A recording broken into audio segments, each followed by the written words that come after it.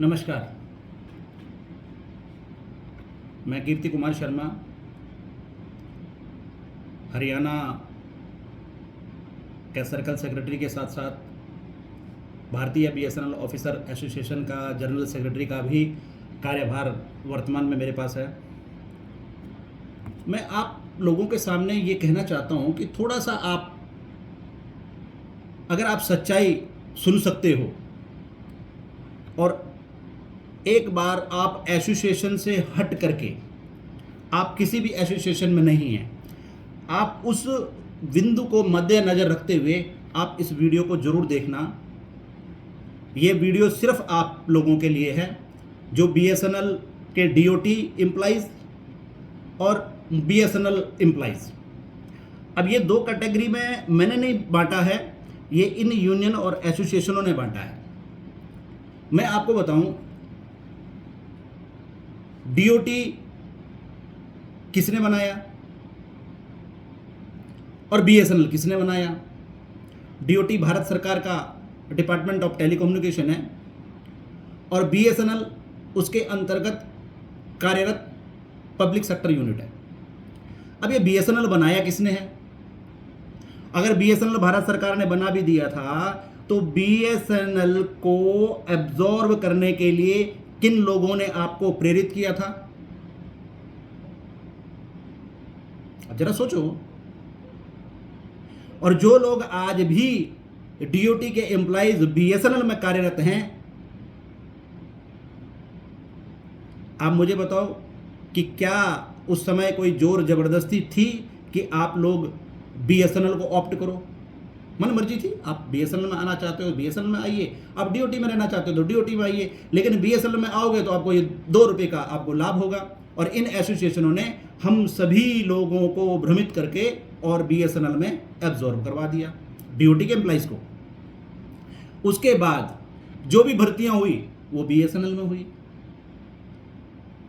और बीएसएनएल में भर्ती होने के बाद उनके लाभों में कटौती, दिन प्रतिदिन लाभों में कटौती होती चली गई।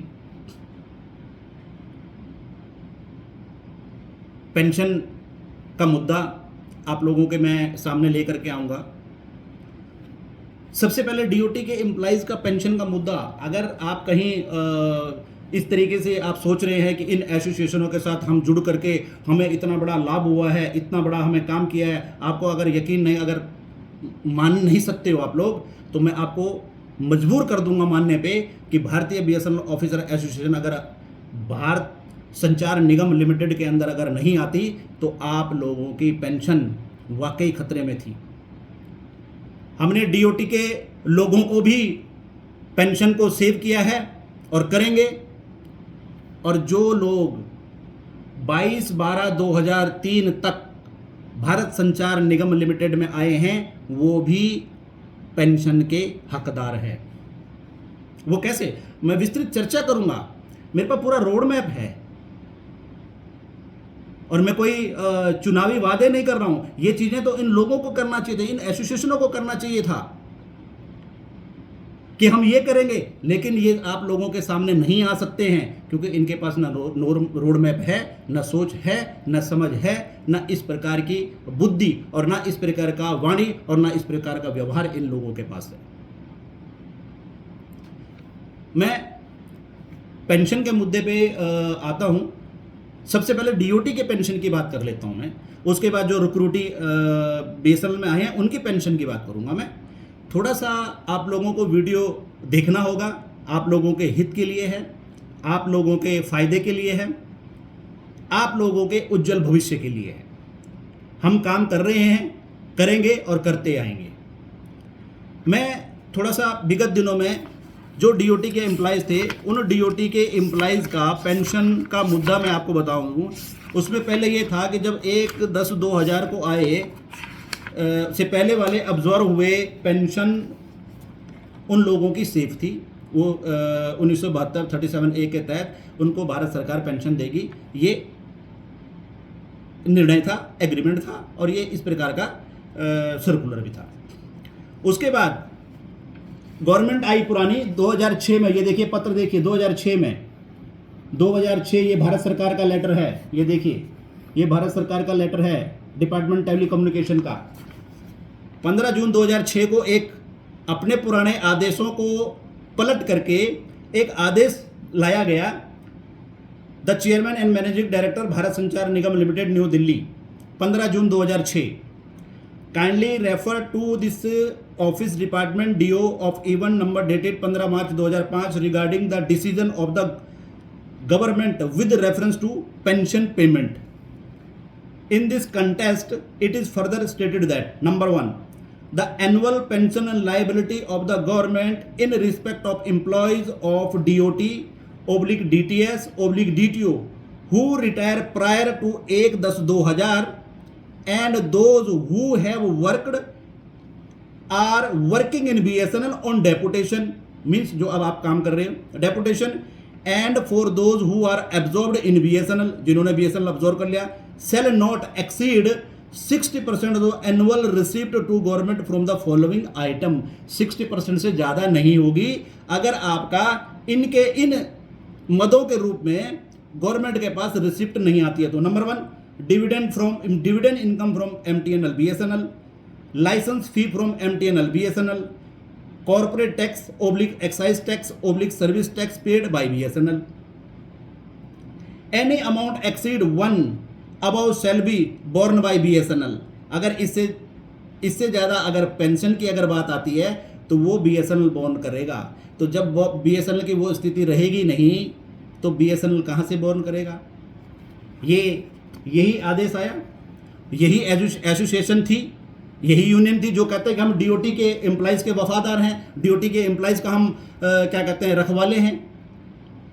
इन्हीं लोगों के एवज में ये 2006 में आया जब 2015 में भारत संचार निगम लिमिटेड के अंदर भारतीय BSNL ऑफिसर एसोसिएशन आई है। उस समय इस आदेश को उस समय के तत्कालीन संचार मंत्री श्री रविशंकर प्रसाद जी से भारतीय BSNL ऑफिसर एसोसिएशन के राजेंद्र सिंह तुसीर जी मिले और उन्होंने आग्रह किया कि ये इस प्रकार की जो नीति जो बनाई गई है पिछले वर्षों में पिछली सरकारों ने, ये इस प्रकार से धोखा है, इस प्रकार से BSNL के अब्जॉर्ड एम्प्लॉइज़ के साथ ये छल है, ये कपट है, ये धोखा है, इसलिए ये आदेश को आपको पलटना होगा। और उन्होंने तुरंत इन आदेशों को पलट करके और पुनः एक आदेश जारी किए कि जो भी BSNL के अंदर अब्जॉर्ड एम्प्लॉइज़ हैं जो 1/10/2000 से पहले और 1/10/2000 के बाद जो BSNL में वर्तमान में कार्यरत हैं और जो कार्यरत होते हुए आगे सेवानिवृत्त होते रहेंगे, उन सभी को भारत सरकार के कंसोलिडेटेड फंड से पेंशन प्रदान की जाएगी।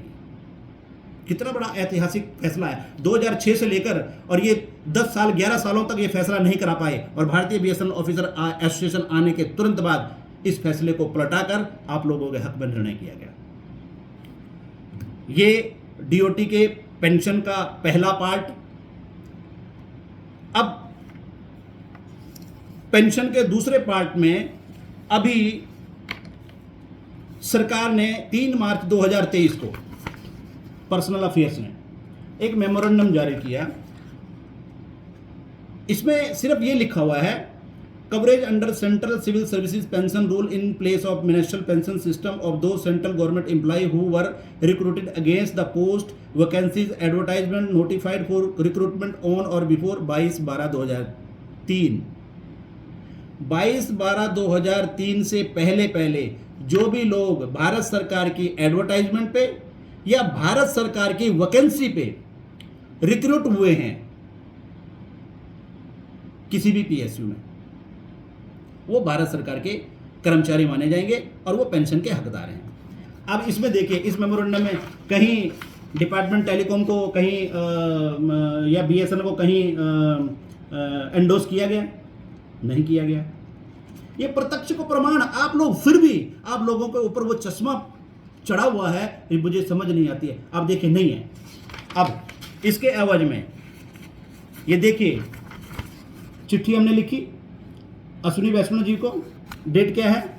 अब डेट देख लीजिए, अब डेट देखिए।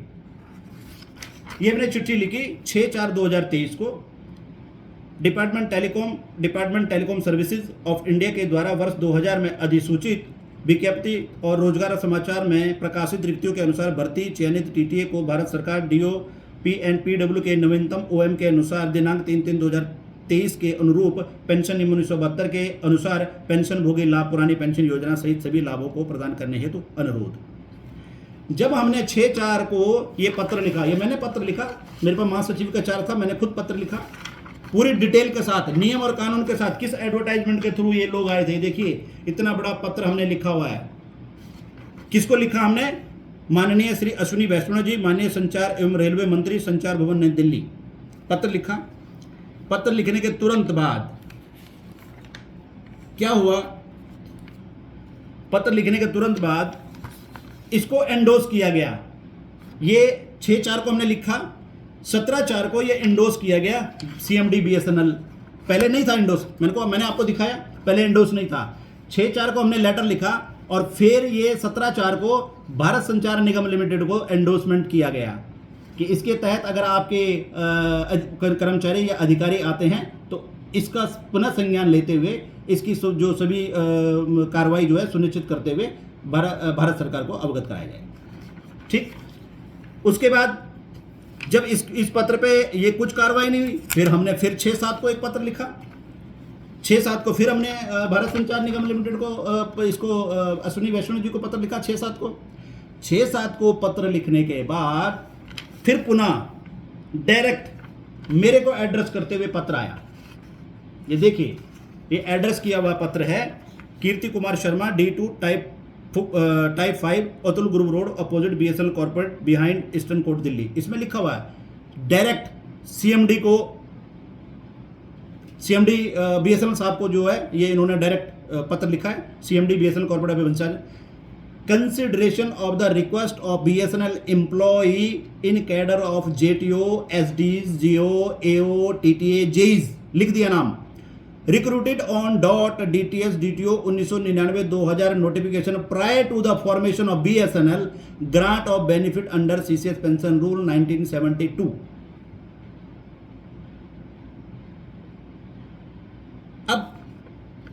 अब आप बताइए, यहां तक का काम हम लोगों ने किया। अब जो बात आती है, जो 22/12/2003 तक का क्लेम की बात कर रहे हैं, सरकार भी लिख रही है, वो क्यों लिख रही है? उसका कारण है, मैं बताता हूं। उसका रोड मैप भी है, आप कैसे कराओगे? कई लोग कहेंगे ये तो वीडियो कर रहे हैं और इनके पास कोई रोड मैप है। हमारे पास ना मैं रिप्रेजेंटेटिव एसोसिएशन हूं, ना मैं सपोर्टिंग एसोसिएशन हूं। ये रिप्रेजेंटेटिव और सपोर्टिव का काम है आप लोगों के इशू को रिजॉल्व कराना, लेकिन ये एक छोटी निर्मित एसोसिएशन आप लोगों के इशू को रेज करके और आप लोगों के हित का फायदा करवा रही है, लेकिन आप लोगों को पता ही नहीं है। क्योंकि देखो, हमारी मेंबरशिप इतनी बड़ी नहीं है, जिस वजह से हमारा मैन टू मैन एडवर्टाइज नहीं है। लेकिन जो लोग ये बताते हैं वही हम लोग समझ जाते हैं। लेकिन दिल्ली में क्या हो रहा है, हर मैनेजमेंट की मीटिंग के अंदर मैं बैठता हूं, हर मैनेजमेंट की मीटिंग के अंदर मैं इशू को रेज करता हूं, और किस तरीके से रेज करता हूं, मैं सार्वजनिक लेकर के आता हूं कि लोगों को यह मालूम हो कि अंदर किस तरीके की वार्तालाप हुई। अब 22/12/2003 तक का मैं आपको एक सच बताता हूं, उसमें क्या है। क्योंकि जो भी वैकेंसी 22/12/2003 तक सरकार ने क्यों लिखा, मैं उसका कारण बताता हूं। सरकार ने इसलिए लिखा कि 22/12/2003 को NPS नेशनल पेंशन सिस्टम को भारत सरकार ने लागू किया था। लागू करने के बाद 1/1/2004 के बाद सभी विभागों में NPS नेशनल पेंशन सिस्टम को लागू करके पुरानी OPS को रिप्लेस किया गया था। तो अब 22/12/2003 से पहले जितनी भी भर्तियां थी वो किसकी भर्ती मानी जाएगी? भारत सरकार की। अब आप कहोगे कि भारत सरकार की तो जो 1999 2000 में जो एडवर्टाइजमेंट पे DOT के एडवर्टाइजमेंट पे आए होंगे वही आप लोगों को भारत सरकार के कर्मचारी मानेंगे या अधिकारी मानेंगे। बिल्कुल सही कह रहे हो आप। मैं ही आपका क्वेश्चन मैं खुद अपने आप से पूछ रहा हूं, क्योंकि आपके मन में ये क्वेश्चन आएगा कि हम, तो आपको मैं बताना चाहता हूं, एक ही डिपार्टमेंट टेलीकम्युनिकेशन के 2 बेटे हैं, एक BSNL और एक MTNL। BSNL 1/10/2000 को आया, MTNL 1986 में बना। उसके बाद जो 1/10/2000 से पहले की जितनी भी एमटीएनएल के अंदर भर्तियां थी, क्या उन लोगों को पेंशन नहीं दी जा रही है? दी जा रही है। उसका प्रमाण ये रहा मेरे पास। ये महानगर टेलीफोन निगम लिमिटेड का एक आरटीआई मांगी गई है, जिसके अंदर ये लिखा गया है, whether the advertisement of job oblique vacancy notification for recruitment of junior telecom officer for open market direct recruited MTNL from the year 1994 to 98 MTNL बन चुका था। जब 1994 से लेकर 98 के बीच में जो भर्तियां हुई वो किसने की? यहाँ पे जवाब आया एमटीएनएल। उसके बाद हमने कहा whether the candidate selected against the vacancy notification as mentioned in question number 1 above were given appointment order for job by DoT और एमटीएनएल। डीओटी ने दी या एमटीएनएल ने दी? जवाब आया एमटीएनएल ने। अब पहला और दूसरे के एवज में हमने तीसरा प्रश्न किया, whether the candidate selected as mentioned above in question number 2 जो एमटीएनएल ने भर्ती की were considered as government of India employees when they were appointed in MTNL. जो एमटीएनएल ने भर्ती की, क्या उनको गवर्नमेंट ऑफ इंडिया या एमटीएनएल का कर्मचारी या अधिकारी माना जाएगा? इसमें लिखा हुआ आया रिप्लाई में गवर्नमेंट ऑफ इंडिया एम्प्लॉय। तो जब नियम के तहत पीएसयू बनने के बाद भी अगर गवर्नमेंट की वैकेंसी या गवर्नमेंट का नोटिफिकेशन से पहले पहले जो भर्तियां हुई हैं, एनपीएस के आने से पहले पहले जो भी भर्तियां हुई, जब वो गवर्नमेंट ऑफ इंडिया के एम्प्लॉयज कंसिडर किए जाएंगे या मैं कहता हूं कंसिडर ना भी किए जाएं, तो जब एनपीएस नेशनल पेंशन सिस्टम ही 22/12/2003 को आया और क्लियर गवर्नमेंट ने ऑर्डर लिख दिया कि उससे पहले पहले जितने भी लोग विभागों में भर्ती हुए हैं वो गवर्नमेंट ऑफ इंडिया की वैकेंसी मान करके वो पेंशन के हकदार हैं। फिर आप बताइए। तो आप इन चीजों को थोड़ा सा समझने का प्रयास करें और दूसरों को समझाएं। मेरा सिर्फ कहना यह है कि आपको मैं एक छोटी सी बात कहना चाहता हूं। आपका जो बच्चा है वो सबसे ज्यादा आपकी बात मानेगा या वो आप पे कम दबाव लगा पाएगा बनस्पत पड़ोसी के? भाई आपका बच्चा आप पे ज्यादा दबाव लगा सकता है, आप पे ज्यादा प्रेशर लगा सकता है। यही बात एसोसिएशन की है। हम राष्ट्रीय विचारधारा से संबंधित संगठन भारतीय बीएसएनएल ऑफिसर एसोसिएशन, जो कि भारत सरकार ने इसका निर्माण किया है, श्री माननीय रविशंकर प्रसाद जी ने हमारे माननीय पैटर्न राजेंद्र सिंह तुसीर जी को इसका कार्यभार दिया गया था। और कार्यभार देने के बाद हमारा सिर्फ मकसद एक ही था, जब समाज सेवा करनी है तो हम अपने बीएसएनएल में पिछली लाइन में बैठे हुए, अंतिम लाइन में छोर में बैठे हुए एक एक कर्मचारी और एक एक अधिकारी को हम लाभान्वित करने का काम करेंगे और प्रयास करेंगे। तो इसी के साथ में ज़्यादा समय ना लेते हुए आप लोगों तक इसलिए पहुंच रहा हूं कि ये जब हम मीटिंग करते हैं तो हर व्यक्ति तक हमारी आवाज़, हमारी बात नहीं पहुंच पाती है। तो आप इस वीडियो के माध्यम से हम लोगों के विचार, हम लोगों की कार्यप्रणाली, हम लोगों की सोच, हम लोगों की मानसिकता, हम लोगों के व्यवहार, आप इससे आप आकलन कर सकते हो और उसके बाद निर्णय आप लोगों का है कि 12 सितंबर 2023 को आपने किसको वोट करना है। मैं एक बात कहता हूं, मैं रिप्रेजेंटेटिव और सपोर्टिंग की रेस में नहीं हूं। क्यों नहीं हूं? क्योंकि मुझे तो आप लोगों का काम करना है। मेरी सोच वो है ही नहीं। इन लोगों की सोच सिर्फ वहां तक है। और आपको मैं बताता हूं, अभी एक दोनों एसोसिएशन का मैं जो प्रमाण के साथ बता रहा हूं, ये कौन सी एसोसिएशन का लेटर है? AIJTO है। मेरे को कब लेटर एड्रेस किया गया? 17/8 में। मुझे ये बताओ, ये मेरे से कह रहे हैं मुझे आपके सहयोग की जरूरत है, मुझे आपके साथ मिल करके काम करने की आवश्यकता है, आप हमारे को सपोर्ट करो जिससे हम आगे बढ़ के हम लोगों के इशू को रिजॉल्व कर रहे हैं। मैं यही बात आप लोगों को वीडियो के माध्यम से कहना चाहता हूँ। यही बात आप इलेक्शन के बाद क्यों नहीं करते?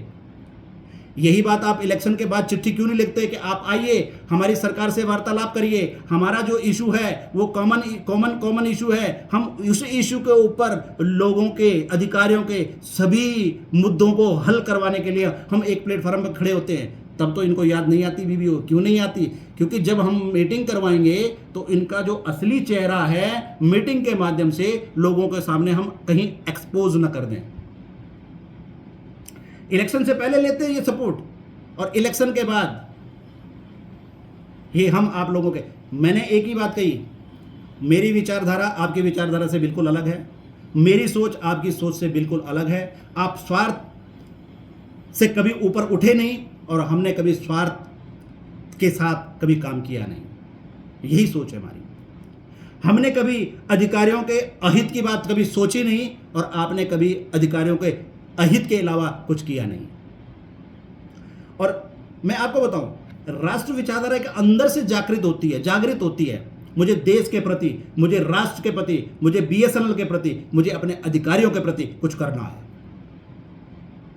और वही हमने करके दिखाया है। जो ये कहते हैं इनकी सोच से परे, ये 10-20 साल बीएसएनएल में काम करते हुए आ गए हैं, लेकिन इन्होंने कुछ नहीं किया।